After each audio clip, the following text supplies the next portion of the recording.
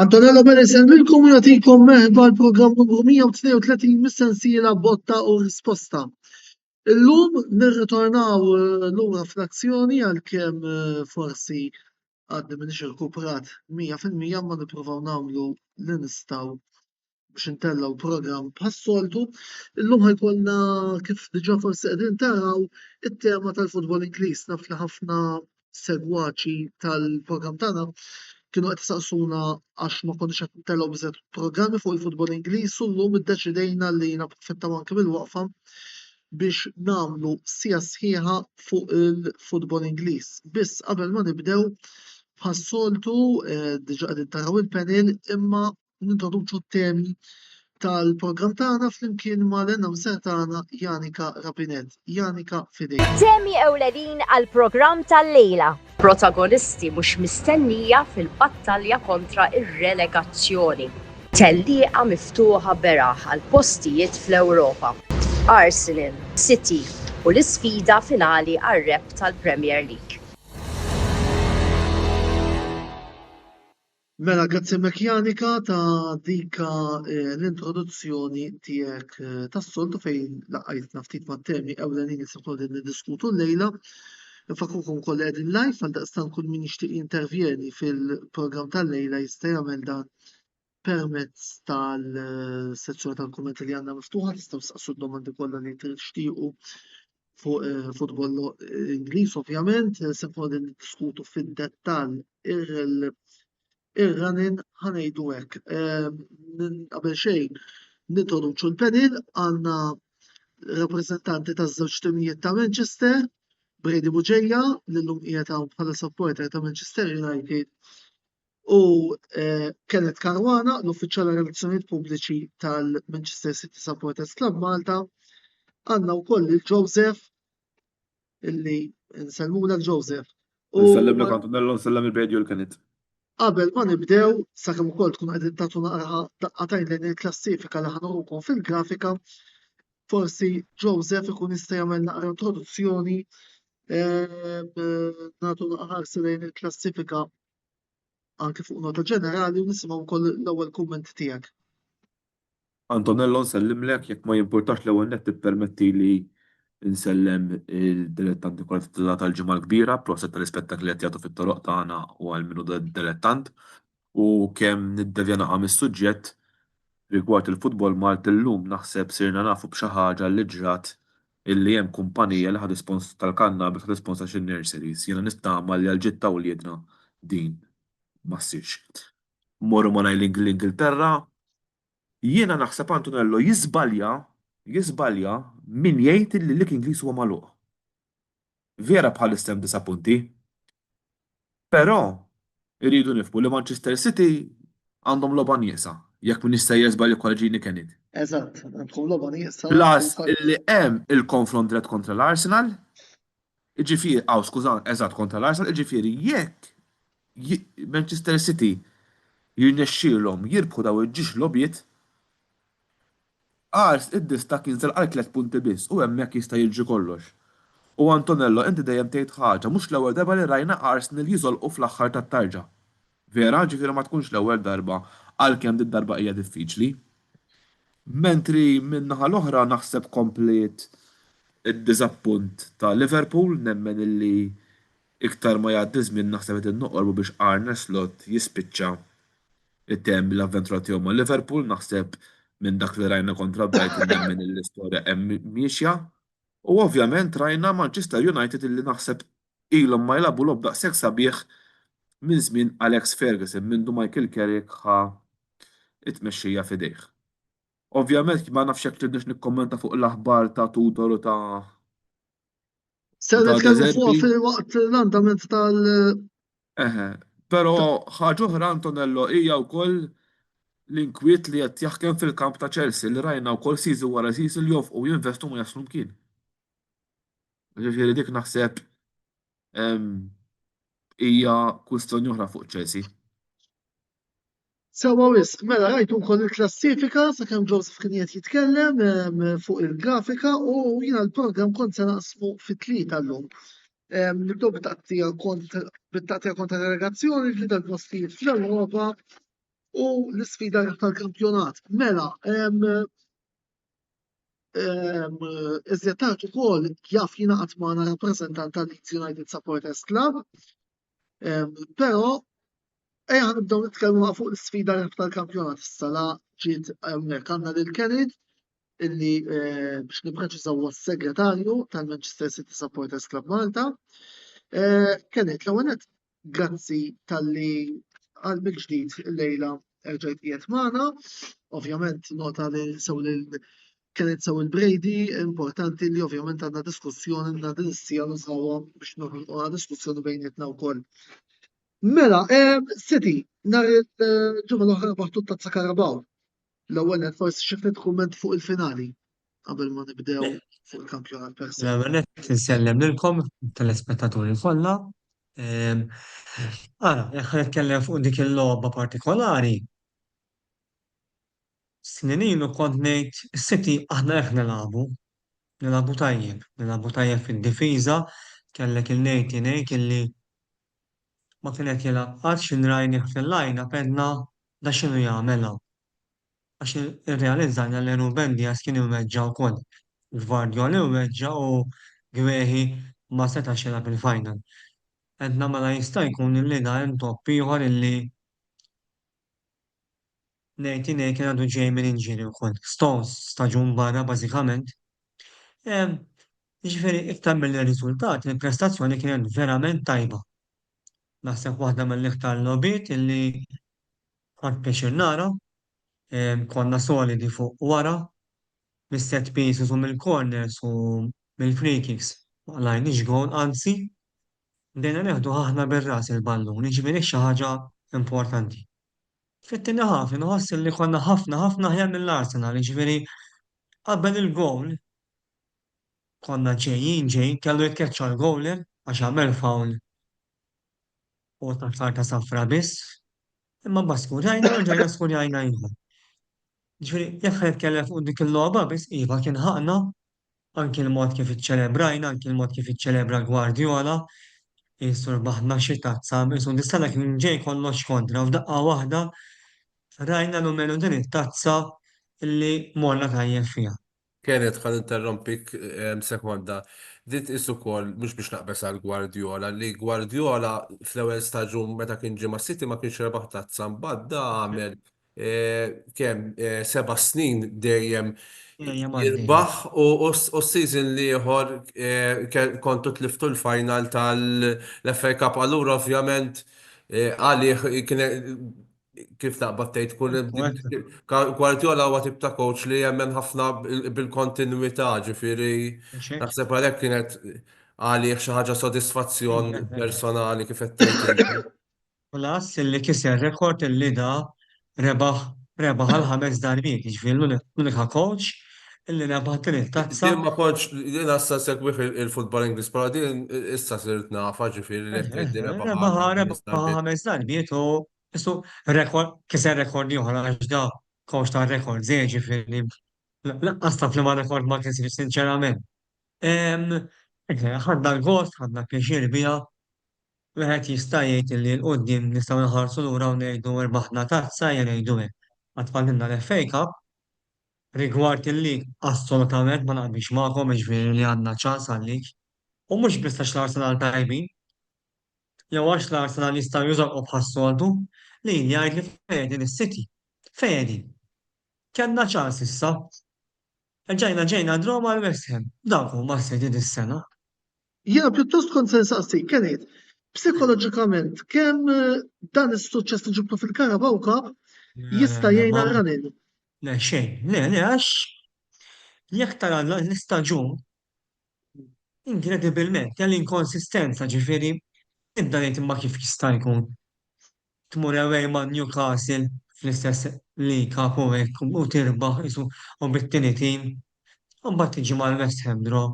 Ma' Tottenham ħajkeċċu l-coach daw. Qiegħed ngħid xejn minn fuq u ttihom ċans iġibu lek id-draw. Mal-Forest home. Imma l-Forest draw wkoll. Ma' Chelsea bla manager Chelsea bla manager jistrinaw tiġi draw wkoll. Le, mal United u Kienet, Mux kienet. rekkonnatu zero faqawna, ġifiri, le, walla sinċerament, jek noħdu City dis-sena, ma vera l-futbol ma. Kienet domanda li għandi. Mela, għamiltu suċċess fil-Carabao Cup, ħattu final, onestament naħseb minn kif qed inti tal-istaġun li kellhom Manchester City kontra kull mistenni, naħseb ġifieri hekk. Issa jekk eżempju ma tieħdux il-lig, taħseb illi l-futur ta' Guardiola għandu jkompli ma' Manchester City jew taħseb illi għandu jiqafaw? Bazzikament, mdendla, mdendla Jina Guardiola. jina fil-verità smani li ġibtini post dak kollu li ġaraw bl-injuries da Kovac staġun barra, Stone staġun barra, Rodri għadu għasqabat sew. Hemm ħafna issues. Anke players li xtrajna donnom mhux kollha istatiljati. Ġifieri, efimni, li ġibtini post minn 20 tim. Laqqas mhux xi ħaġa ta' barra minn hawn, dana it-tieni post ġejt, ġifieri mhux xi ħaġa u kellek timitlef u aktar minna wkoll, ġifieri. Issa rigward Guardiola. Forsi tajla xikun sentej ma ħaxillik. Jina naħseb illi maqsum. Iħan nitkellem fuq il-nifsi, maqsum nixtieq li jkompli Guardiola xtana ħafna u nemmen illi forsi wara mhux faċli tidħol fiż-żarbun tiegħu, meħa jiġu waraħ se jsibha jibsa. Mill-banda l-oħra jista' jkun illi Isu għamel il-ċirku kollu Guardiola jista' jkun il m'hemmx fejn imur iktar. Forsi ċertu players ma jistax jimprovjaw. Ma għadix bi kbira jitlaq Guardiola jiġi coach ieħor u players bħal Foden u forsi Rico Lewis jieħdu r-ruħ daw. Ma nafx. Ġifieri jekk tgħidli x'l-aħjar. Fimni coaches bħal Guardiola ma tantx hawn laqqas ġifieri tittar minn se jiġi. Issa li tlaq Guardiola jiġi Luis Enrique. Isu bebeħtu għajna kif aħna Spanjol, l-istess stil ta' futbol. Ġifieri, ma jien naf, jekk jiġi coach xi Mourinho per eżempju, li hu coach kbir ukoll u rebaħ ta' imma stil differenti. Wieħed irid jara, ġifieri Jiena naħseb fit-tara f'dan l-istadju Guardiola xixtiequ. xixtiqu u l-motivazzjonijiet li għandu bħalissa. Huwa motivat li jkompli dik jien naħseb domanda. Tara ċelebrazzjonijiet fil-lika, da jena naħseb ħajkompli għax l-għamet għandu kontrat ta' san oħra. Ara, Għedin nitkellmu fuq xi ħaġa da. Forsi, fimni, tittara per eżempju jiffirma Rodri issa, ġuġ players oħrajn. Nista' ngħid kumment. Mela, jina il-tim ta' City rajtu ovvjament laħaq biex niftemu l-qċata fl-2023 sewa rebaħ kollox. Issa bat jina bdejt nara meta spiċċa l-iktar il-kampjonat ta' 2024 kien hemm jisu dik id-decline li tistenni għax kien hemm players Kantu neħħejtu per eżempju plejer li ġini f'moħħi li kien kont naraħut li per eżempju bħal Mares per eżempju, De Bruyne.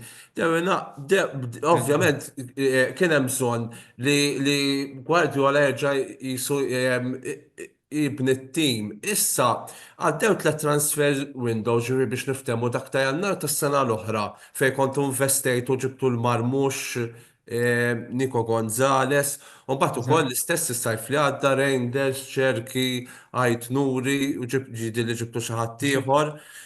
U issa ovvjament ġibtu żewġ plejers għalija tnejn mill-aħjar li kien hemm matul darbita tal-staġun qed nirreferi għal Gwehi u Semenyo. U forsi issa jew ħajatuh ċans is-City jkompli jibni it-tim fuq daw il-plejers ġifieri għax ntlefqu miljuni fuqhom. Jew għax sissa minix nara ġiri wara 3 transfer windows minix nara daw biex niftehmu dal rendiment li kienu nafu għom is-City meta kienu jġibu fi transfer windows ta' qabel biex niftehmu l-2023 fejn hemmhekk is-City laħqu l-quċċata. Jiddependi ovvjament kif huma players li mhumiex kbar fleta u ġifieri ir-riskju hemm s'issa ma jien fl-opinjoni tiegħi mhux qed nirek li żbaljaw fihom, imma mhux qed jagħtu dak il-kontribut li jistgħu ovvjament jerġgħu tgħid li u din hija waħda mill-fatturi għal xiex is-City ħajt il-fuq dan-lig. Ġirina nibqa' ngħidha fis-sens li għalhekk l-Arsenal għandhom naqreġ darba għax ovvjament squadra is-City ikbar. naqsu. Mela, fatt ħan ndaħlu naqra l-Arsenal fil-kredu wkoll. Jiena għalija naħseb li dan huwa żmien kruċjali anke x'mordux ninsew li Arsenal għadhom ukoll fiċ-Champions League u meta tara l-bad minix qed nara timijiet għajr forsi naqra l-Barcellona li jistgħu jżommu l-Arsenal milli jaslu għall-finali. Il-Bayern Munich tonta. Minnaħa sorry? Fimni Champions Le League. ma l-Arsenal qegħdin fin-naħa tal-polza ħansejħula il-ħafifa fuq il-karta x'kull m'għandhom il-Barcellona. Il-kbar qegħdin kollha fin-naħa l-oħra tal-polza ġew xi tinsix. Iva, ekku, eżatt, le. Issa, jiena li kont se ngħid huwa dana huwa veru li qed tgħidu għax fil-fatt badnija naqra minn il-programm sew veredu sew kienet ishom qed jaraw li l-Arsenal lid-darba m'għandhomx ħanejdek Antonello, sorry, dan anka ħansemmi l-ixxu tal-attak, mela daw kienu bil-mindset kif kulħadd li ġabu l-Viktor Gyökeres u jilabu ġifieri issa irnexxielhom kien hemm lob orajt jien xorta nibqa' ngħid li kien bħala overall bħala acquist ma nistax ngħidu li kien acquist ħażin speċjalment minn Janna Lilaw skurja l-goals. Però ovvjament kien hemm momenti fej da ma bedix isib ix-xibka x'għamlu bdew jirrotejtjaw ġifieri fuq quddiem. Anke eżempju jidilli anke Saka kien hemm xi momenti li kien inġeld dis-sena u Odegaard li tarhom issa daw huma players li meta kienu qed jiċċallenġew mas-City way back sentej ilu meta kienu jkollhom il-dawn il-players barra kienu jikrollaw l-Arsenal. Jiena però l-Brady li qed ikkonċernani għaliex anke xtaqt li nagħlaq il-punt qabel sorry, f'kull reparti eżempju anke Sara kien jilab left back kien jilab il-Miles Lewis Kelly dak iż-żagħżugħ għax ma kellux min jilab sa da season għax għandu l-players available ma tantx dan. Anka bħalissa għandhom l-istess, ġifieri għandhom l-aħjar goalkeeper fil-kampjonat. Nerġa' ngħid fil-goaler ukoll huwa tajjeb Donnarumma ġifieri imma qed nitkellmu bħala dal-istaġun 2025-2026 għalija Raja huwa l-aqwa goaler fil-Premier League. L-ewwa veru qed tgħid, biss jiena li għadni minix 100% konvint fuq l-Arsenal u din anki imma l-kaħħata jibdew se fl-introduzzjoni huwa l-fatt illi meta kienu f'din sitwazzjoni fil-snin passati ejja ninsaw is-sena l-oħra li Liverpool ġew bil-kampjonat. Imma l-Arsenal minn April hemm dejjem ikrollaw. Issa dis-sena jidher li ramaw. Biss u din hija l-ewwel domanda insaqsa soċjalilek Brady mela ħalli anke tkun tista' tkompli fuq l-Arsenal. X'taħseb li Arteta darba għandu bżonn jagħmel biex jiżgura li t-tim ma jkollux innuqqas ta' konċentrazzjoni fil-mumenti deċiżivi. Ma rridux ninsew ħaġa u hawnhekk se nurikom ukoll il-grafika bil-running sakemm qed nisimgħu l-Brady jitkellem. Mela, apparti li s-City għandhom il-logħba nieqsa. L-Arsenal irridu jmorru ġol Etihad. Ma ngħidlek l-Arsenal home, ħanitkellem home da season l-unika telfa li ħadu home kienet kontra Manchester United biss, ġifieri naħseb anke jidilli anke fiċ-Champions League għadhom tilfu home. Hemm tara x'inhi? Ma tilfux, hemm tibda tara. Tara l-konsistenza li hemm. Is-saħħa tagħhom. Nerġa' mhuwiex tim li naraħ għandu l-livell daqs kif kien l-opinjoni tiegħi it-tim tas-City li fis-sena ta' treble jew il-Liverpool meta rebħu l-lik ma' Klopp anke wara li kienu jew biex niftamu il-Liverpool u s-City tal-kampjonat tal-2022, ġiri, mhuwiex f'dak il-livelli, fl-opinjoni tiegħi, imma ma nistax nara li daw kif ħajwaqfuhom, kif ma kienet bin-nuqqasijiet tas-City, id-dross li ħadu ma t-timijiet tisfel, u dross ġodarhom daw. Ġifieri, Bene. Għala, meta kienu fuq, sorry, kienet, meta kienu fuq l-Arsenal fuq is-City anka fis-sena ta' treble, ġifieri ma differenti u anka l-konfronti diretti ġrew bihom kienu ħat insemmi dawk biss. U ma kienux ifallu dawk il-lobit li qed jgħid kienet is-City. Il-weekend U ta' kienu wara, jġibu xi 90 punt is-City wkoll. man, Għas anke Ferguson l-punti. 13 il-lig rebaħ Ferguson għat ma ġab over, naħseb l-iktar lu għasal 88-89 points Ferguson jirilli. U mela, jew City għed għara kemm l-aħħar il-grebħu kampjonati. sa ġabru qabżu l-100 punt flik minnom. Xkolla nibda nsemmiju, Ġibna 100. 97 Ġibna 100 dak. ma Dak ħandit rekordi uħor ġibna 100 fl-aħħar logħba ma' Southampton. għalek ketne, Iskolja Gabriel Jesus darba fl-aħħar. situazzjoni hija xenarju Le, le, totalment. għana sempliċi. Il-weekend mux li ġej ma' Liverpool ta' wara. Misna Chelsea City. Ewej ma' Chelsea per eżempju, City. Sa tara l-lobu għax ma jkonvinċux loba mod. U l-loba ta' wara tgħid rġajna l-istess komedja. Anka Infatti, fil-Champions League, eżempju, meta kienu jinqalaw barreal, kienu Il-Champions kienu League, sventurati. il-Champions League, il-Champions League, umiljazzjoni. Għana ħersa bada fuq dik. Għandek il-Real Madrid għandhom iktar minn 12 ġeri taf minu. Bellingham, Fuq wara, Rodrigo kollha barra għasandhom biex Mbappe. fuq wara, Ah, center back, U tħalli U hold. naħseb, u kienet, naħseb emmek, naħseb tur il-fatt li jista' jkun li l-era ta' Guardiola qed tasal fit-tmiema, għax fej qabel isna l-oħra kienu qalaw bil-penalties u kien hemm mument fejn Manchester City kienu aħjar, dis-sena mhux għax huma Real Madrid biss, is-City mhuwiex dak it-tim li t-tiħkli fl-ewwel ħaf u jskura lek Mhux hekk. Holding Mhux dak midfielder. it-tim. Ħalli holding midfielder jiskuja lek lieta. Inkredibbli, ġiferi mal-futbol ekku. Mela dis-sena jiena rajt affarijiet tas-City li inkonsistenza enormi. Infatti, sakemm kontu għadin titkellmu u rejt grafika bil-Championship running, forsi ntu għana għaratajn fuq. L-Arsenal jonqosa Bournemouth home, City away, Newcastle u Fulham ġewwa l-Emirates, West Ham barra minn darhom, Burnley ġewwa l-Emirates u Crystal Palace għand ġewwa Selhurst Park fil-waqt li s-City għatfad li tilab loba nieqsa mal-Crystal Palace ġewwa l-Etihad, trid tilab f'Londra mal-Chelsea, tilqa f'dara lill-Arsenal, Burnley u Everton barra minn darhom, Brentford ġewwa l-Etihad, Bournemouth barra minn darhom Aston Villa ġewwa l-Etihad. Naħseb illi naqblu tlieta li aħna illi forsi l-Arsenal għandhom il-vantaġġ fejn jidħol il-kalendarju. U anka ħansemmejt il-Bournemouth, inti tnejn du dilabulhom il-Bournemouth l-Arsenal. Jitilli mit-timiet il-kbar. L-Arsenal home u l-City away.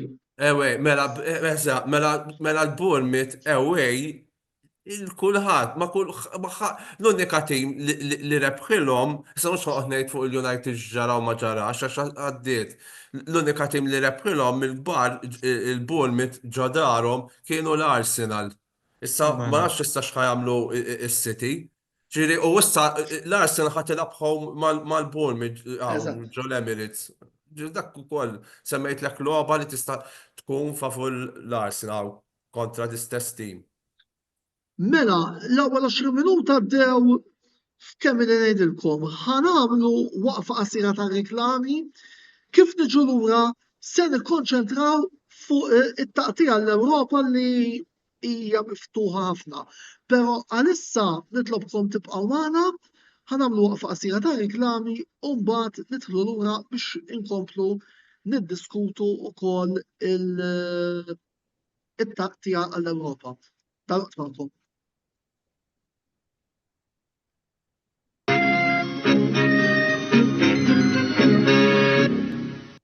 l-aqwa esperjenza lokali fuq eabet.com.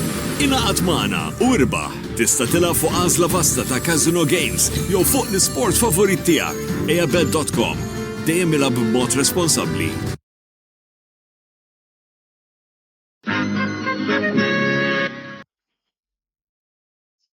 Wasal eluq żmien ommok, missierek, jew xi ħadd minn tal-familja, għandek xi okkażjoni jew xi attività mal-ħbieb u trid issib restorant tajjeb b'ikel ġenwin u prezzijiet qalbut ta' kulħadd? Post wieħed għandek issib El-Katalan tax-Xajra fejn issib għażla vasta ta' pizza, pasta, grills u għaġin f'atmosfera b'element familjari.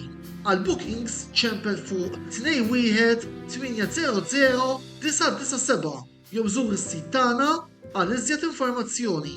El-Katalan, ir-ristorant għalik.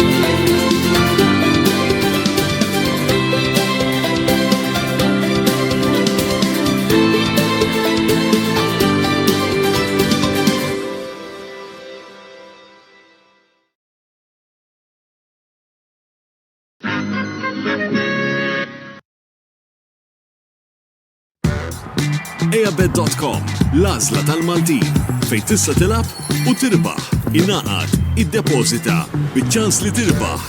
eabet.com, dejjem ilgħab b'mod responsabbli.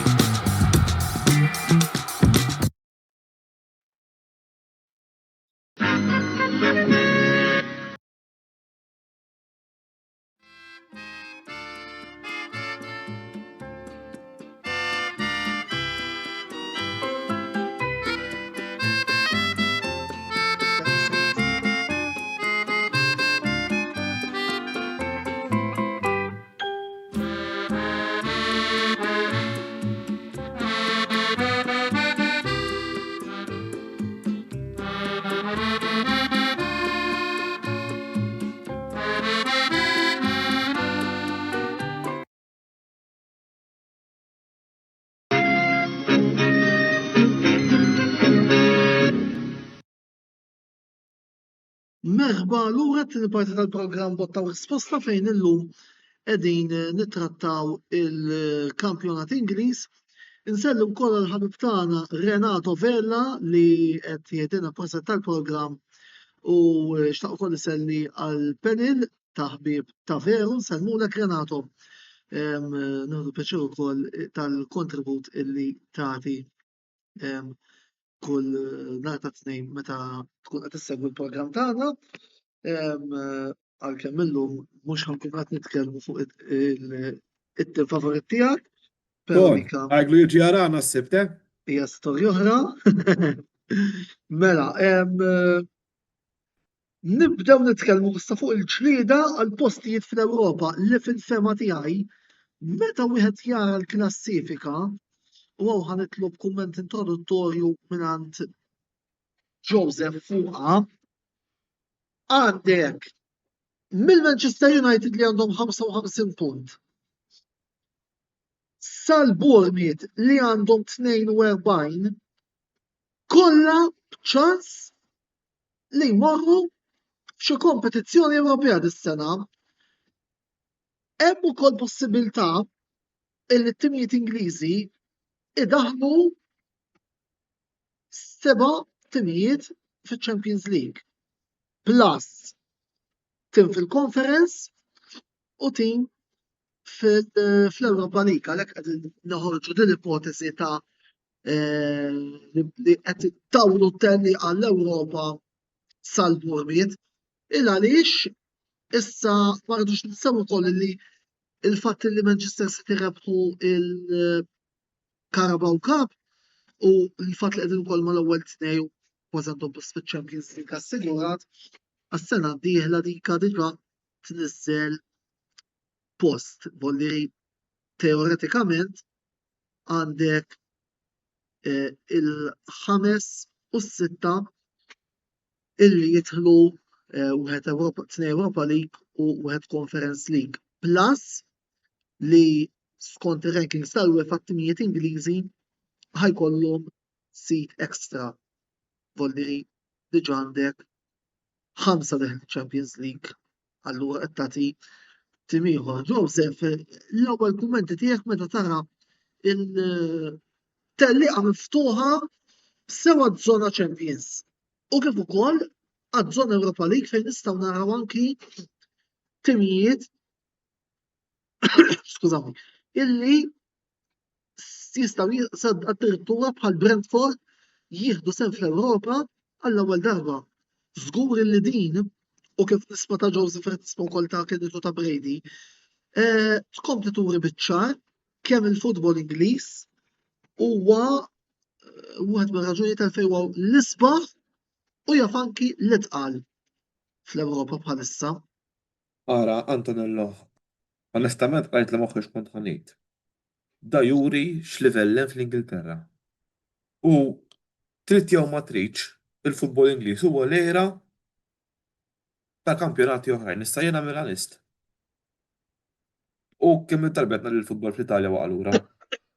Però hawnhekk jurik illi meta għandek timijiet bħal huma l-Brentford li b'nar ebda disrispett mhumiex tim illi huma daqshekk popolari bħal United, City, Liverpool, Chelsea u hekk. U tara illi Ma xorta rridux qegħdin ninsew hemm. li fil-passat il-Brentford kellhom plejer Malti l magħhom forsi ftit jafu għadi. Iva, però kemm il-darba imma kien hemm minn dak iż-żmien basal illum ħajaslu f'dan livell? Ħadd, jiġifieri hemmhekk tara s-sabiħ tal-futbol Ingliż, ħanagħmel inqablu naqa' mal-futbol Taljan, ara t-timijiet li talgħu dis-sena. Cremonese u Pisa. Hemm ċans li jerġgħu jaqgħu mill-ewwel. Jiġifieri hemmhekk tara li minkejja l-futbol Ingliż huwa l-isbaħ lik, tara li l-iktar lik li fih naħseb dik li tisir il-konsistenza minn ċertu timijiet. U għalhekk naħseb istaħħina li forsi dis-sena l-Ingliżi apparti l-Arsenal biżbaqa' naħseb fiċ-Champions League u x'hekk Ingliż. U x'hekk min jista' jersbal. U l-Liverpool. L-Arsenal u l-Liverpool. Għalkemm dis-sena ġiethom hekk, però rajna fis-snin ta' qabel diversi timijiet Ingliżi jikkompetu fuq il-livell li taċ-Champions League. U hemmhekk turi naħseb ukoll is-saħħa finanzjarja tal-lig Ingliż. Issa jekk tgħidli koll naħseb nemmen li Arsenal u City huma diġà fiċ-Champions League naħseb diffiċli biex jiġu umiljati. Għandek United illi mindu ġiker ikamlu kambjament u onestament ikun merita tal-jum li jitlu fiċ-Champions League għax naħseb li tidħol f'tim illi kien bażikament qed jera u f'daqqa li nexlek tiġbru ftit, nemmen illi ikun tajjeb li United tibħal United jerġa' jasal, però mbagħad naħseb fuq it-timijiet l-oħrajn diffiċli tażel naħseb minn ħajkunu dawk id-disa dawk hemm is-sitt timijiet li ħajkompetu f'livell Ewropew. Brady kienet nixtieq nisma' tagħkom fuq dil-ġlieda miftuħa beraħ li hemm għal 7-8-9 postijiet fl-Ewropa.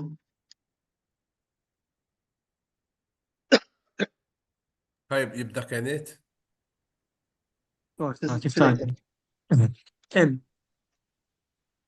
Bejn naqbel ma' Joseph u bejn le, fis-sens, u semma li timijiet il-Pisa u l-Cremonese hemm ċans li jaqgħu. Fil-kampjonat Ingliż dal-aħħar snin, kull tim li jitla spiċċa jaqgħu. Infatti jekk nerġa' naraw dis-sena għandek il-Burnley u għandek lil Is-sena l-oħra Kenneth it-tlieta li telgħu tlieta mill-ewwel fuq naħseb ta' qabel. Jiġifieri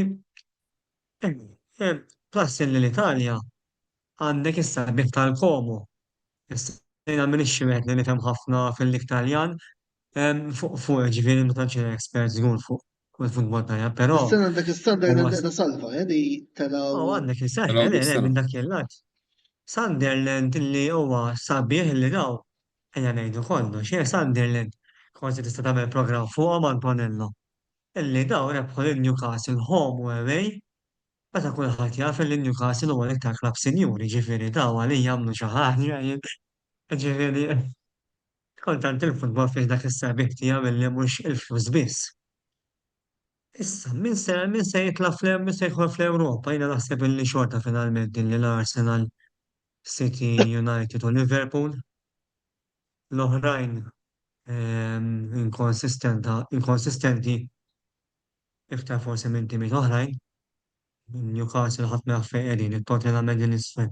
M'hemmx biss iż-żona Champions League, Le, ma fis-sens illi il-Chelsea, alright, bit-terf kollu xorta qishom għandhom hemmhekk. Għandek nagħla Aston Villa li by the way Aston Villa safejna fejn qegħdin ir-raba u ġifieri jew it-tielet.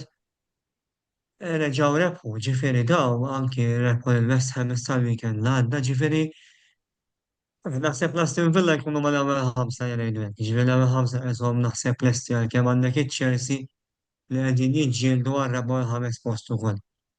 Mbagħad kif hemm il-Brighton ukoll u illi biex għadin ħażina wkoll, ġifieri hemm Sunderland ukoll illi issa qegħdin jiġġieldu. Naħseb illi finalment ishom dawk ukoll li Brady. Jiena naħseb l-Ingilterra, għax aħna naraw ġast il-logħba, naraw l-ispettaklu ġifiri bil-players u biex niftehmu il-supporters u kif u l-communication, il-body language tal-coach, naħseb daw il-clubs, speċjalment daw iż-żar Brentford u Bournemouth, naħseb li jiena li hemm anka n-nis irridu nagħtu il-mertu lin-nies li qed jagħmlu parti minnu l-klabb ġifieri fejn jidħol recruitment. Daw Brentford daw neħħew ġifieri l-Imbuemo li kien skur 20 gow u l-Wissam ma' Newcastle. Mbagħad baqgħu xorta b'saħħithom fuq quddiem għax beda jespulja Igor Thiago, għandhom il-Kevin Schade wkoll joġobni ġifieri hemm tara l-kapaċità. Ma ninsawx neħħew il-coach. Neħħew il-coach u l-coach li għandhom issa kien parti mill-istaff tekniku bħala set piece coach jidilli. Bournemouth l-istess. Issa f'jannar ħadu plejer man Vasco da Gama, Ryan, ħadd ma kien jaf bih. Jidher li għandu potenzjal u naħseb jekk jibqa' jaf dal-plejer ġifieri ma jilħaqx l-aspettattivi għax għadu iskmieni imma da sa sen oħra il-valur tiegħu jirdoppja ġifieri għax dawn titqisar kemm neħħew plejers ġifieri fuq dak l-aspett l-Ingilterra hemm ħafna fil-lig Ingliż hemm ħafna dirigenti u ġifieri nies involuti li mhux hemm ġast il-flus, hemm nies li jifhmu fil-futbol. Issa ovvjament qed narawha bħalissa bil-kontra fejn jidħol Tottenham, imma ovvjament kan iddiskutu iktar qoddim fuqhom ġifieri. Rajna wkoll nsemmu ħanaqbes fuq is-season li għadda Tottenham u United fl-staġun tagħhom dal-aħħar u xorta mbagħad spiċċaw final ġifieri ta' Europa League ġifieri hemm turi dis-saħħa kollha u ġifieri. Però nerġa' ngħid naħseb jiena ħadd ma jsemmihom naħseb in-nies il-medical staff li hemm jaħdmu fil-clubs ġewwa l-Ingilterra naħseb hemm the best people jiena biex ovvjament joħroġ l-aħjar prodott u jgħid fil-ground. Mela, ħalli insaqsik naqra domanda diretta sa Brady. Kapaċi żommuh dak it-tielet post li għandkom bħalissa?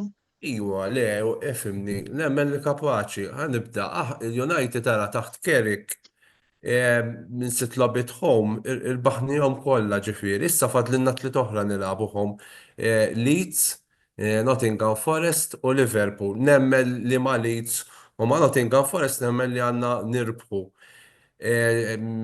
Ġiri dak diġà titfana f'pożizzjoni tajba fil-klassifika, ovvjament kif semmejtu intom bħal Chelsea huma qegħdin inkonsistenti u l-istess bħalissa naħseb li Liverpool u Aston Villa jiena ma dawk it-tliet qed narana niġġieldu għal post fil-verità vera semmejtu t-timijiet l-oħra ma naħseb dawk it-tlieta jien meta nħares ma' min qed nikkompeti Champions League ġifieri għalhekk fattur importanti u nemmen l-logħba ma' Liverpool li ħadd tkun ġifieri fit-3 ta' Mejju l-ħadd naħseb għandha tkun għalina partitarji tal-United jisa bħala final li jekk ovvjament naħseb jinsa dakinhar jekk il-United nirbħulhom għaxan diġà rbaħnilhom away, jekk nirbħulhom home ukoll naħseb ikollna iż-żewġ saqaj nispera ġewwa fil-UEFA Champions League u ovvjament li l-om nitfawhom f'pożizzjoni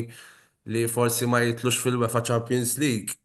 Ġifieri, nemmen ukoll ħafna xil-United dis-sena kellna nuqqas tal-lob ġifieri.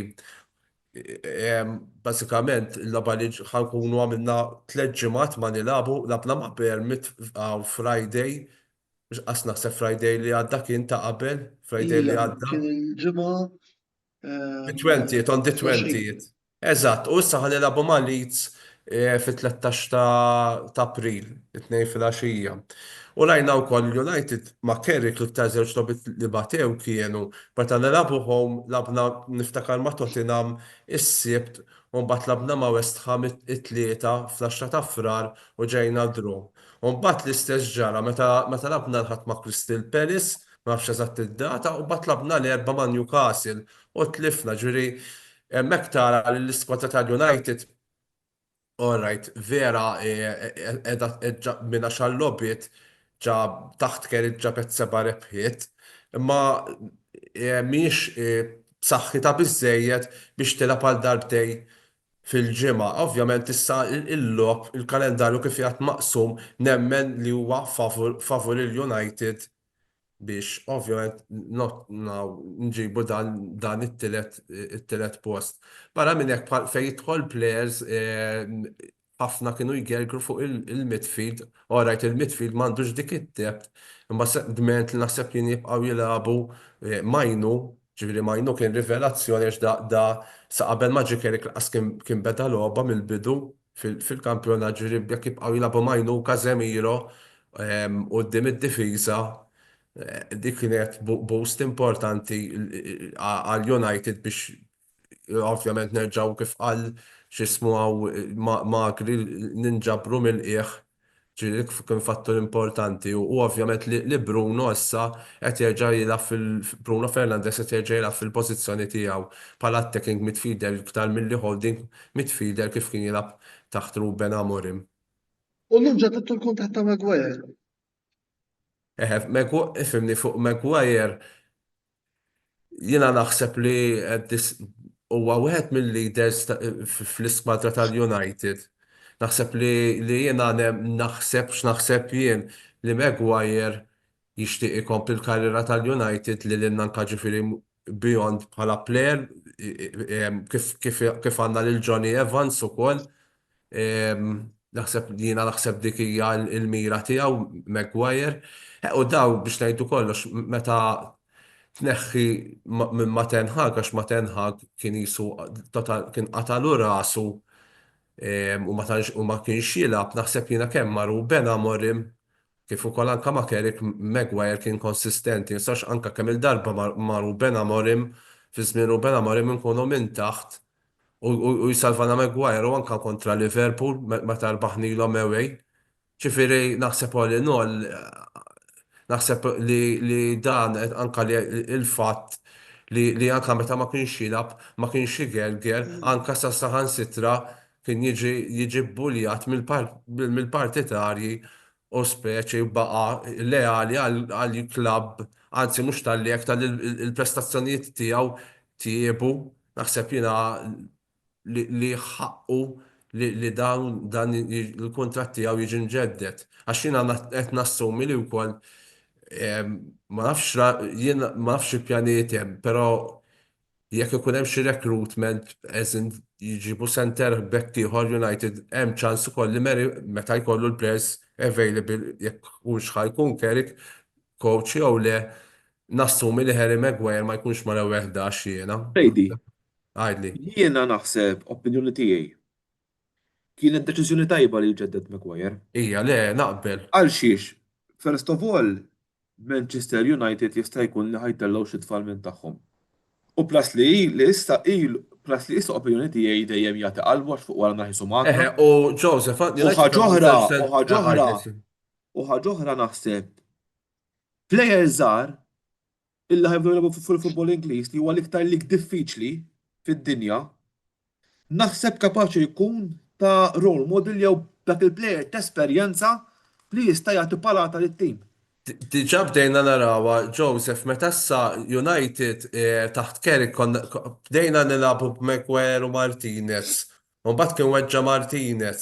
U ovvjament il-partner ta' Maguire kien Lenny Yoro li dis-sena sakemm dam Amorim meta kien jilgħab bitleta fuq wara kienet ibati ħafna. Issa dal-aħħar logħbiet Yoro kienet ikun tajjeb, kienet ikun aħjar mill-bidu ta' biex niftamu qabel ġi Carrick. Ġiri Maguire jista' jgħin għandna Lenny Yoro li huwa promising ħafna u għandna Leiden Heaven. Mistax li huwa plejer Ingliż u naħseb jiena li ġabuh United biex ikun għal-futur plejer li jkun fl-ewwel skwadra. Janet, biex anki nagħlqu dal-kapitlu. Għandna żewġ timijiet illi it-tema hija inkonsistenza. Qed ngħid għal-Liverpool u għal-Chelsea. Qegħdin kif anke rajna fil-klassifika fil-5 is-6 post, Liverpool 49, Chelsea 48. Issa, x'inhu l-konsekwenzi li daw iż-żewġ klabs fil-fema tiegħek jistgħu jaffaċċjaw jekk xi ħadd minnhom ma jidħolx fiċ-Champions League?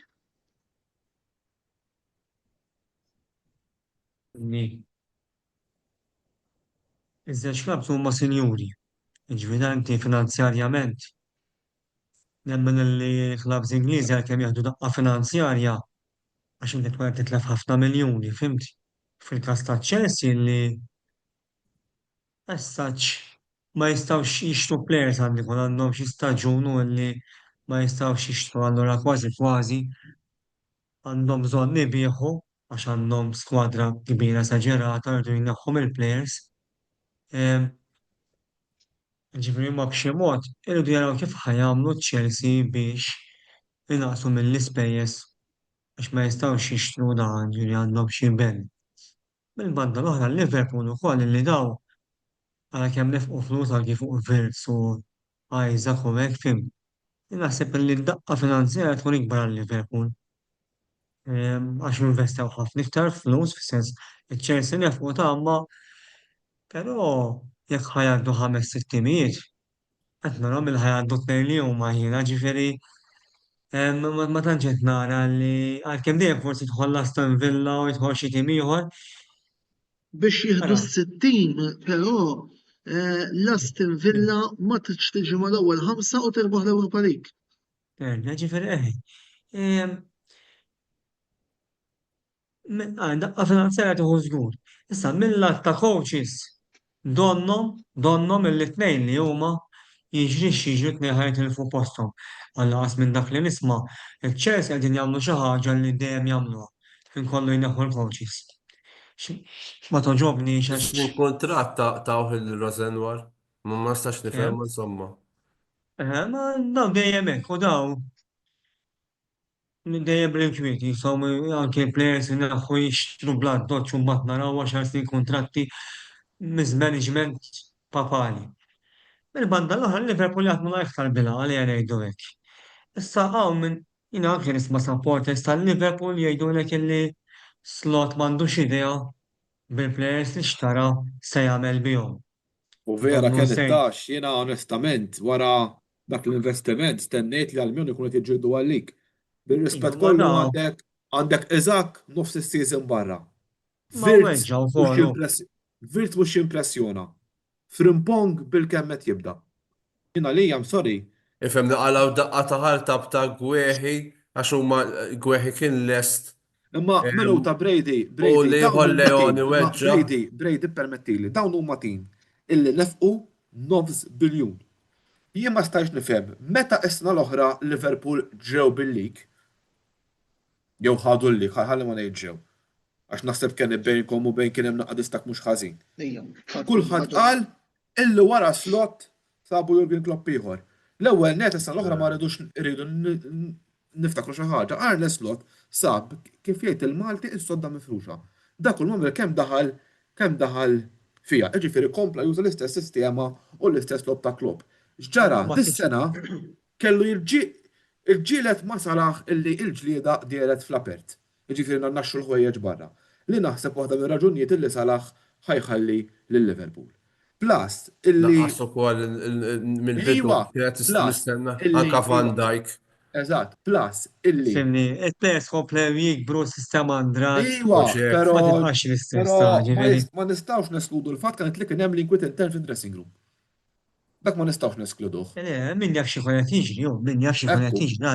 Jiena pereżempju fuq il-Liverpool McAllister għajd li jiena fil-li player da. U sta b'daqqa waħda mitfi u qasħat ma jafsar minnu, ġifieri. Ara, l-unika opinjoni tiegħi mela dan ried il-Frimpong ġabulu, ried il-Vils ġabulu, ried il-Lizak tawulu u kien hemm ġiex plejers oħra etikite dis-sena ġi magħhom mhux hekk dak. Ġabulu li għalija l-unika acquist li sarraf xi ħaġa. Alright, l-unika benefit of the doubt li Liverpool jista' ikollhom huwa il-fatt illi inħasdu bil-ħajja ta' Diogo Jota.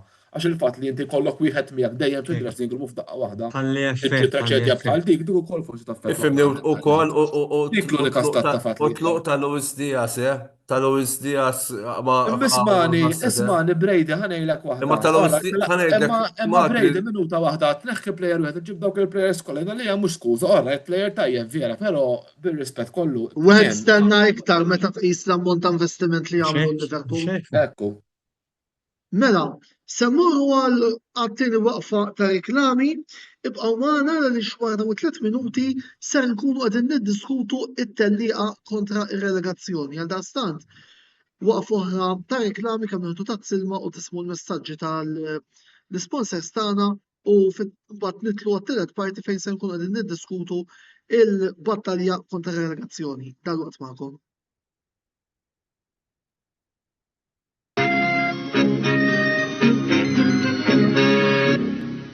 L-aqwa esperjenza lokali fuq eabed.com. Ingħaqad magħna u irbaħ. Tista' tilgħab fuq għażla vasta ta' Casino Games jew fuq l-isport favorit tiegħek. eabed.com. Dejjem ilgħab b'mod responsabbli.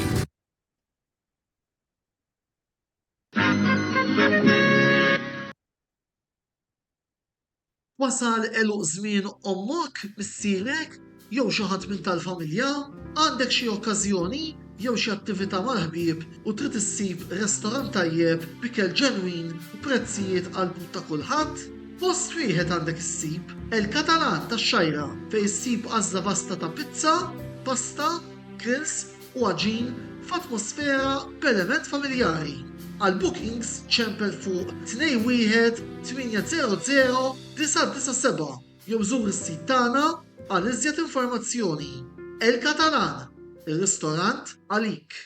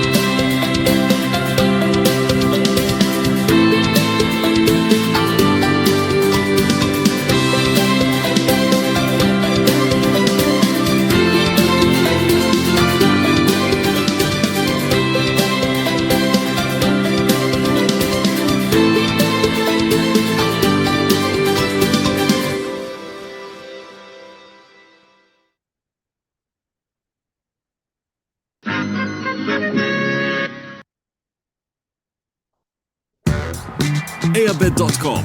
L-għażla tal-Maltin fejn tista' tilab u tirbaħ. Ingħaqad, iddepożita biċ-ċans li tirbaħ. eabed.com. Dejjem ilab b'mod responsabbli.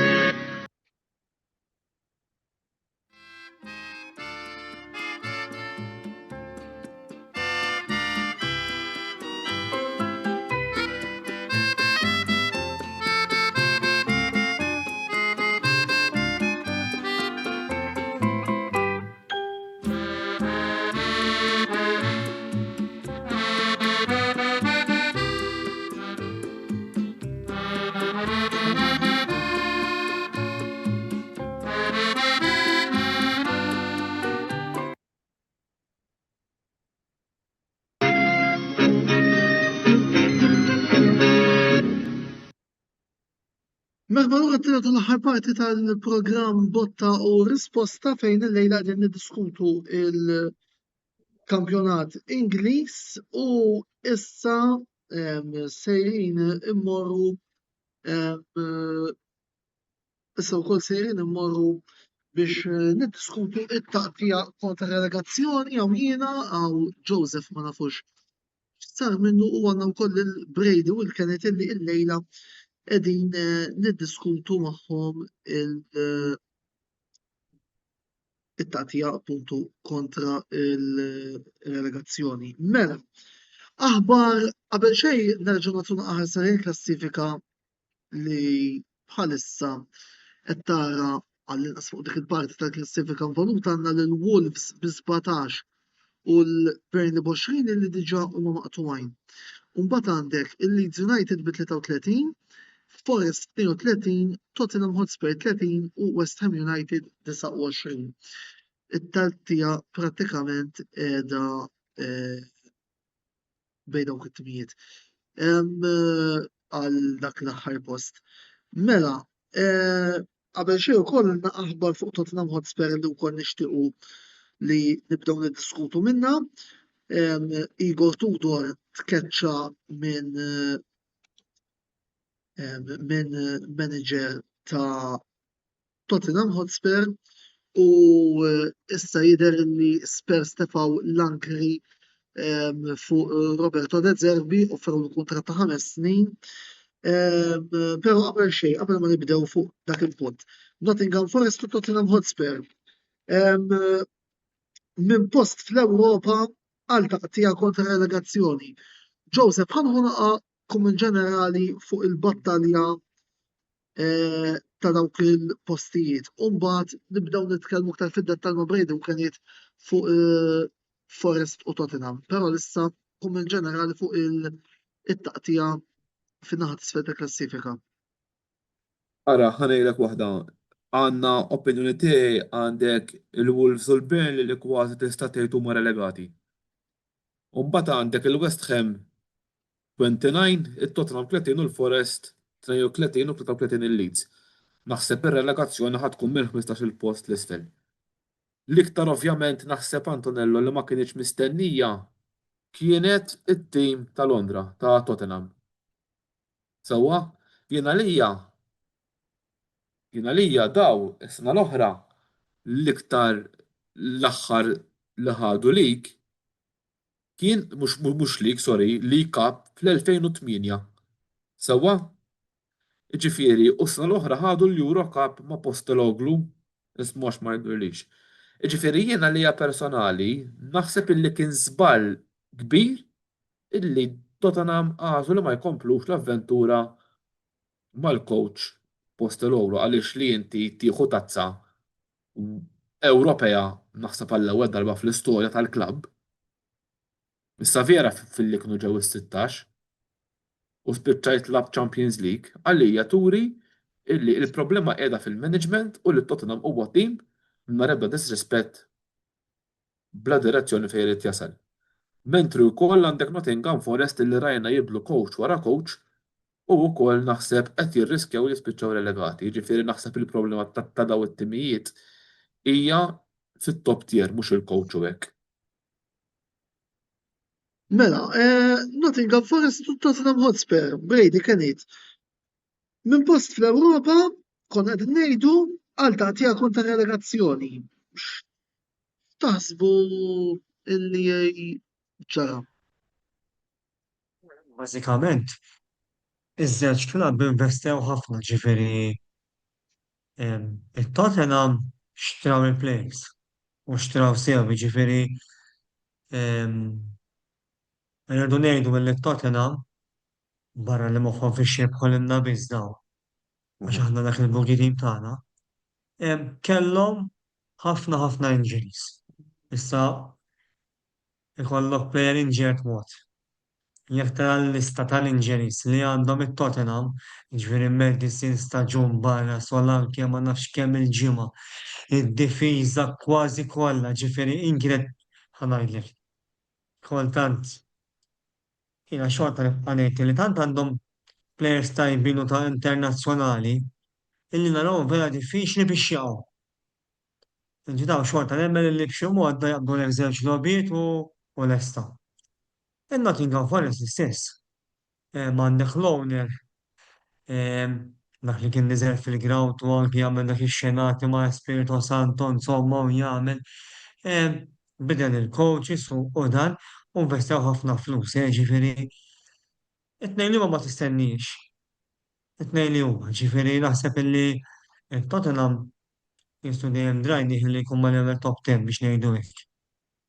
U Nottingham minn meta kienu telgħu mill-first kienu qegħdin ma ta' fuq ukoll. Ġifieri it-tnejn li huma ma tistenniex. Jekk ħadd tistaqsi l-opinjoni tiegħi min naħseb li jaqa' minnhom, jien nibqa' ngħid il-Leeds. Il-Leeds ma jikkonvinċunix illi Għavolja m'għandhomx l-istatar qalb għandhom naqra ta' vantaġġ fuq iktar. it-tlieta Però l-oħra. l-Leeds anke biex jiskunja, għandhom daqsxejn Calvert Lewin illi marna magħhom u donnu ħanarruh u jiskunja naqballu l-lemmu mela le. Però isu xorta, isom huma meta tiġi għassi u no, anki zepju l-West Ham xi mod anki tilfu, xorta jilagħbu tajjeb u jġibu riżultat. Naħseb il-Leeds xorta naħseb l-iktar tim li nara possibilment li jista' jkun li jaqgħu.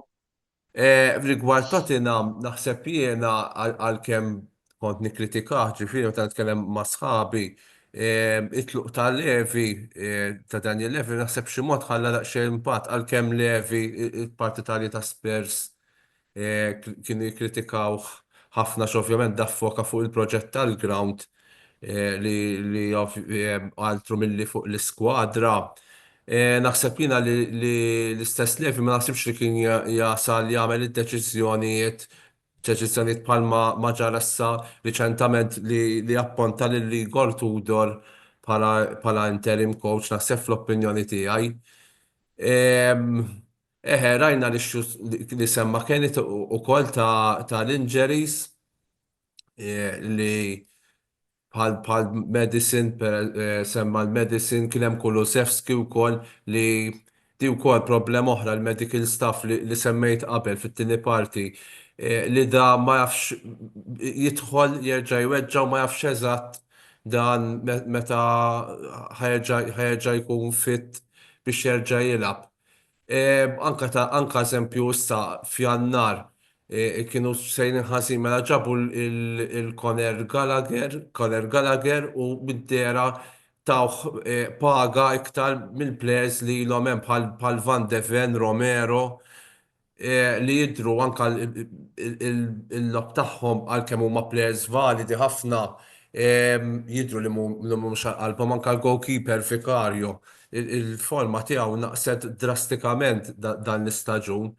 Ġifieri hemm ħafna fatturi hawn nafrew pereżempju anke l-aħħar għandek plejer kreattiv bħal Xavi Simons f'nofs il-ground li anke man-nazzjon rajtu jilgħab anke mal-Olanda wkoll speċi ma jistax jaqbad sew magħhom. Hemm ħafna fatturi naħseb jien mhux eżatt mill-plejers biss anke fil-sens bħala technical staff, recruitment. L-istess nerġa' ngħid il-kwistjoni Levi ta' bħal pereżempju rajt mhux bħala futbol ta' pereżempju ħansemmi l-Libja pereżempju qatlulhom il-Gaddafi il-pajjiż ħarruh le baqa' ma ħax irruh u daw l-istess so ġifieri għalkemm Levi kien ilu hemm daħal dak is-snin twal ġifieri u jiena kont ġieli saħat kont ngħid dan huwa l-kankru tat-Tottenham.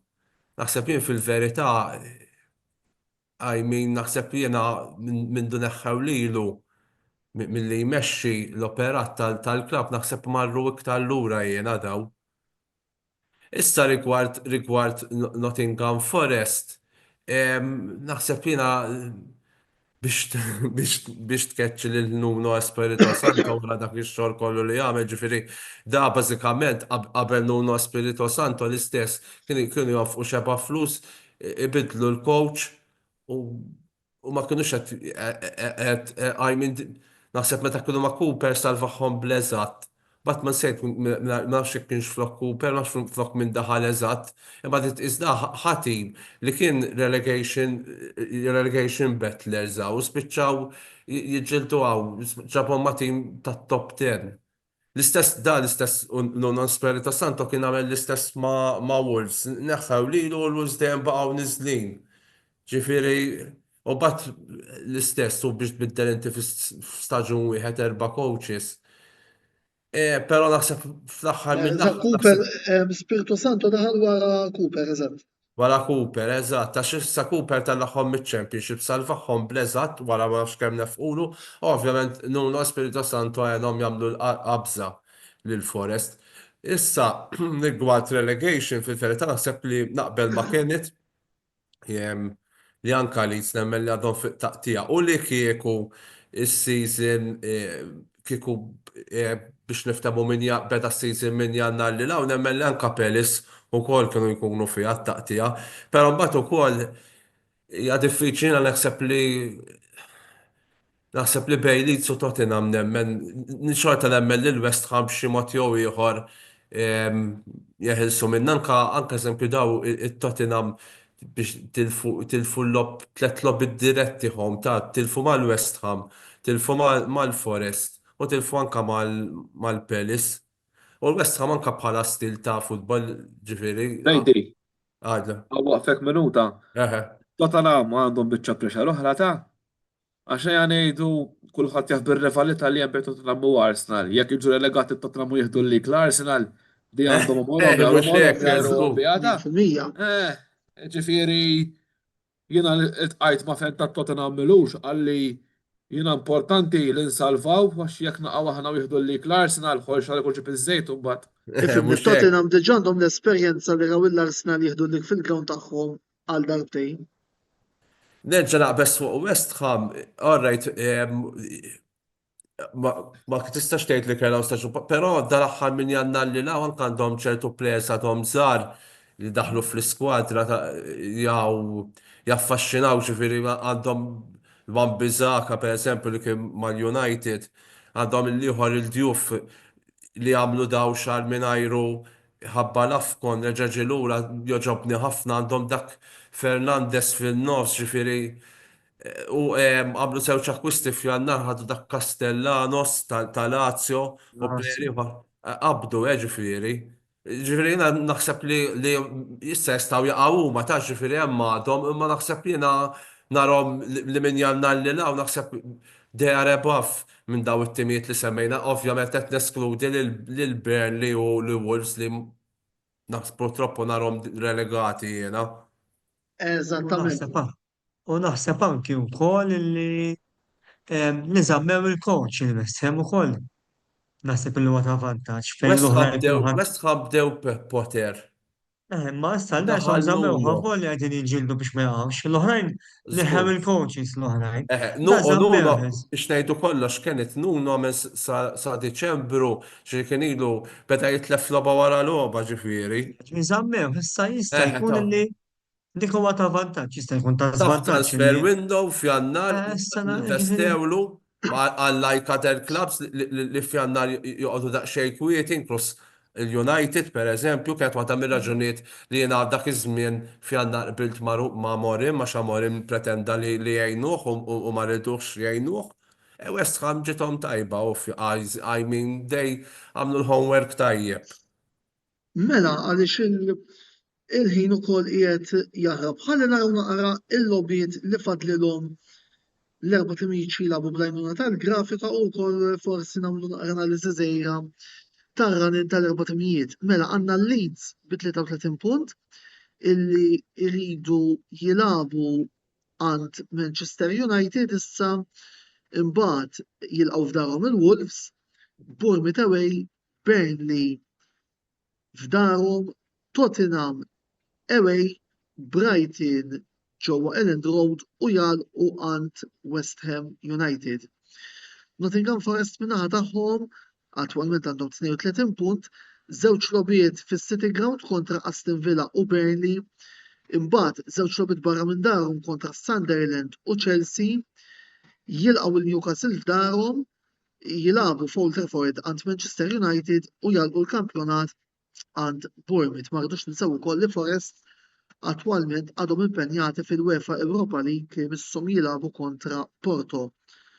Tottenham Hotspurs irridu jilabu għand Sunderland, imbagħad jilqgħu f'darhom il-Brighton, żewġ logħbiet barra minn darhom għand Wolves u Aston Villa, konfront dirett f'Londra kontra Leeds, derby għand Chelsea u jalqu f'darhom kontra Everton. Filwaqt li West Ham b'29 jilqgħu il-Wolves f'darhom, imbagħad Crystal Palace ġewwa Londra f'Selhurst Park, Everton jiġu għand il-West Ham, Brentford iżuru lil-Brentford, jilqgħu f'darhom lill-Arsenal, u mbagħad ikun jatfadlilhom Newcastle away u Leeds home. Volderi kif qegħdin naraw f'dan il-kalendarju għatfadal konfronti diretti. Jiġifieri huwa wkoll U għandek West Ham Leeds l-aħħar logħba. Jaf ma jkun l-affarijiet ikunu għadhom miftuħa l-ġlieda. Fil-fatt ta' min jinnota li Leeds fl-aħħar 3 logħbiet iridu jilagħbu għand Tottenham u għand West Ham. It-tnejn barra minn darhom dik forsi kienet issaħħaħ l-argument tiegħek fuq għalfejn x-xogħol ta' Leeds jistgħu jlaqtuha. Il-fixtures li fadal konfronti diretti jiġri anke Tottenham għax kien hemm Tottenham Leeds pereżempju. Se tkun taħraq il-logħba, ġifieri issa wieħed irid jara eżempju Tottenham il-coach li ħajjiġi, il-coach De Zerbi jew xi ħadd ieħor, il-players kemm iridu jaħdmu għalih. Għadik ħadd titara wkoll. Sina kisir Leeds xorta narhom jiena li sew il-coach ma nafx għandhom xi ħaġa li jisom ma jkonvinċunix li ħajamlu logħba tnejn. Sew anke konfronti kontrina ma maċċellawx huma tifhem. Il-West Ham Il-West Ham irridu jilagħbu l-aħħar ġurnata kontra Leeds f'darhom, però tfadlilhom logħbiet kontra timijiet li għadhom qed ifittxu post fl-Ewropa jew naħseb illi addirittura jridu jilqgħu f'darhom mill-Arsenal. fimni il-Nottingham Forest fadalhom ħafna fixtures diffiċli wkoll ta' però isom it-Tottenham u n-Nottingham fl-opinjoni tiegħi ifhimni ma dan fl-aħħar mill-aħħar fuq il-karta qegħdin insemmu l-ismijiet Eżatt. aħna dan mhux kultant tilgħab ma' tim iktar inferjuri minnek u jbelħek, ġifieri rajnija, ġifieri Rajna kultant bil-Wolves. ma nafx. Ifhimni l-Wolves jiena dis-sena impressjonawni ħafna ġifieri anke biex jirbaħnulhom aħna darba minnhom. Kedda. Però dawn rebħu issa milux il-Liverpool żammew l-Arsenal ukoll. Rebħu lill-Aston Villa wkoll home. Ġifieri dawn doomed ħajjaqgħu u xorta għadhom ġejjin Issa pat-Tottenham irridu marru jilagħbu hemm pereżempju dik għandek ċans lil Ismani, il-Wolves mat-timiet il-kbar naħseb qastilfu l-qogħba. U dawn jista' forsi jekk jiġu forsi Mala draw rbaħni. jiġi xi ħaġa, dak id-draw forsi kienet ma jaqbilx li tiġi jiena nemmen li tista' tiġi forsi għalkemm naqdi piex, dak id-draw li skuraw tejn l-Arsenal jistgħu jkunu l-kaġu li tirfulhom il-kampjonat. Jista' jkunu fuq, Ġifieri kollox jista' jkun. Mela li il-ħin ukoll wasal biex jala għal dan il-programm. Kienet qabel xejn l-aħħar aħbarijiet minnaħa tal-klab tagħkom jekk jogħġbok? bħala aħbarijiet tlajna telaw grupp għallika fuq telaw Wembley, staġew lura eċetera, nerġgħu nirritornaw normali. Bażikament ħafna mill-partitani tas-City iżommu mal-Ingliżi, u kulħadd moħħu fl-Imbirka World Cup, jien fil-każ tiegħi fis-sajf noħu break u marriċ nara futbol, nkun nistaġun noħu l-kedet u ngħid issa Smani għandi xarejn Laqqas nara ballum ma nkun irid, imma insomma, għalkemm iħobb naqqat l-album jiġifieri ħan ipprovajna u tfal naqdu l-album għas-sabiħ li toqgħod taqdu dan. Jiġifieri qis huwa issa bħala aħbarijiet nista' nistennew l-aħħar tal-kampjonat u mbagħad nisu nistennew is-sajf jiġu forsi norganizzaw xi ħaġa flimkien bejnietna li niltaqgħu mhux rigward futbol. Jiġifieri bażikament huma dawn. Mela, qabel ma nagħlqu, Joseph, 30 sekonda ħansasik domanda diretta u ma nafxek Brady u kienet il-riċertu tagħhom ukoll, iva jew le. Trid tkun it-tweġiba. Għada fis-sitta Malta tilab it-tieni leg tal-finali tal-playoffs tan-Nations League kontra Lussemburgu. Temmen fil-miraklu? Ħankun onest ma tantx imma jalla ngħaddu.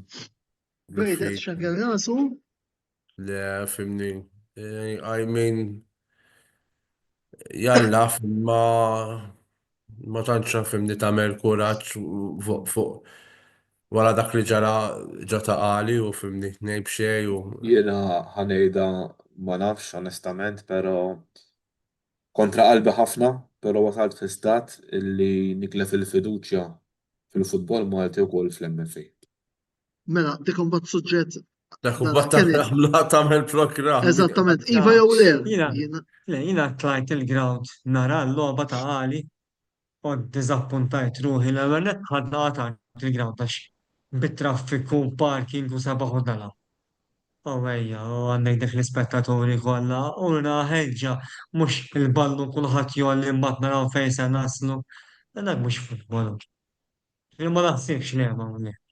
Mela, fil-karta, ħanajtu ma kifini, fil-karta tara il-players kull rispett li il-players Maltin, it-tim ta' Lussemburgu u aħjar ukoll ġifieri fil-karta biex ngħidu kollox, però ovvjament bħala prestazzjoni forsi qalb dawk l-eluf ta' Maltin tgħid taf kif tara dik il-grinta. Jiena ma rajt xejn. Fil-ground jiena bdejt ngħid konna jina u tfal, għedna u xedin naraw aħna. tajb ħafna. Mela, grazzi Brady, grazzi Kenneth, grazzi Joseph. Antonello, qabel nagħlqu. Se jkollna nagħlqu Joseph. Kemm insellem it-tfal tar-rabat tal-kategorijat ta' taħt 17 sena illi l-bilaħ rebħu l-kampjonat ta' Section C. Tajb ħafna. Mela, grazzi il-Joseph, grazzi il-Brady u grazzi il-Kenneth tal-intervent tagħhom fil-programm tal-lejla, grazzi wkoll il-sponsors tagħna. Il-Katalana jabet Paper Avenue, The Barber u Zasfużon, ħedġukom biex tużaw l-sponsors tagħna għal xi direttament kunna tintejnu l-Kamra Sportiva tkompli tella kontenut ta' level. Dan il-programm sa madwar sija oħra jkun disponibbli wkoll fuq il-YouTube channel tagħna, daqstant tinsewx titħlu ħalli wkoll ma titilfu xejn mill-kontenut kollu li noħorġu. Nhar il-ħamis jirritorna il-programm id-bassir miegħi u ma' Roberto De Brincat. Roberto De Brincat li f'nofs il-ġimgħa se jkun qed jgħaddi wkoll reazzjoni tiegħu fuq il-konfront bejn il-Bosnja u l-Italja, konfront ieħor deċiżiv fejn jidħol il-kwalifikazzjoni tat-tadbira tal-Italja u l-ġimgħa d-dieħla nirritornaw fuq botta u risposta fl-istess ħin temi differenti minn dawk li diskutejna llum. Imma ovvjament naħseb illi llum kienet dovuta li nitkellmu wkoll fuq il-futbol Ingliż. Sakemm nerġgħu niltaqgħu, jien Antonello Bella ma tfadal xejn ngħidilkom grazzi tal-li segwejtuna, il-lejl tajjeb u ħudu ħsieb.